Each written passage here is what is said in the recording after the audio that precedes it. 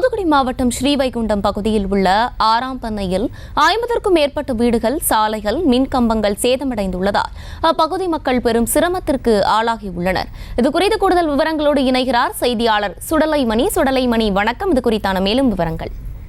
நிச்சயமாக ஹர்ஷினி, அதாவது கடந்த 4 தினங்களாக பெய்து வந்த தொடர் கனமழையின் காரணமாக தென் மாவட்டங்களான திருநெல்வேலி, தூத்துக்குடி, தென்காசி மற்றும் கன்னியாகுமரி மாவட்டங்கள் அதிக அளவில் பாதிக்கப்பட்டது. இதில் குறிப்பாக தூத்துக்குடி மாவட்டம் ஸ்ரீவைகுண்டம் பகுதியில் உள்ள சுமார் 50க்கும் மேற்பட்ட குக்கிராமங்கள் என்பது அதிக அளவில் பாதிக்கப்பட்டது.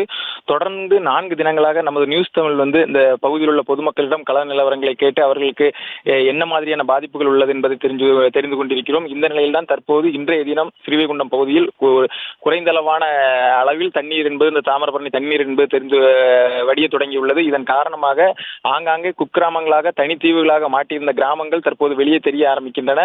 தற்போது நாம் பார்த்துக் கொண்டிருக்க காட்சி என்பது ஸ்ரீவைகுண்டம் அருகே உள்ள தாமிரபரணி ஆற்றின் கரையில் அமைந்துள்ள ஆறாம் பண்ணை கிராமம் தான். ஆறாம் பண்ணை கிராமத்தில் சுமார் 50க்கும் மேற்பட்ட வீடுகள் என்பது முற்றிலுமாக இடிந்து சேதமடைந்துள்ளது. மேலும் ஊருக்குள் செல்லும் சாலையும் சில 3 இடங்களில் பாலம் உடைந்து துண்டிக்கப்பட்டுள்ளது. அவர்கள் உணவுக்காக தற்போது வரை அரசின் நிவாரணம் என்பது முழுமையாக கிடைக்கவில்லை. அரசின் உதவிகள் எந்த உதவியும் கிடைக்கவில்லை என்ற ஒரு குற்றச்சாட்டு நிலவுகிறது. அரசு அதிகாரிகளோ யாரோ தங்களை தற்போது வரை தேடவில்லை, தங்களுக்கு தேவை என்ன என்பதை குறித்து கேட்கவில்லை என்ற ஒரு குற்றச்சாட்டு இருந்து வருகிறது.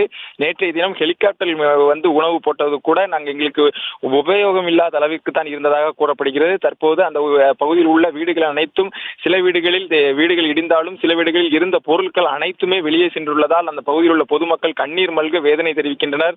தங்கள் உடைமைகள், பணங்கள் அனைத்தையும் இழந்து இருப்பதாகவும் வேதனை திருத்த அழுகின்ற காட்சிகள் நமது காண்போர் கண்ணை கலங்க வைப்பதாக இருக்கிறது. இந்த நிலையில் தான் தற்போது அந்த பகுதியில் உள்ள சிறுமிகள் மற்றும் சிறுவர்கள் தங்களது பள்ளி பாட புத்தகங்களை தற்போது காய வைக்கும் காட்சிகளை பார்க்க முடிகிறது.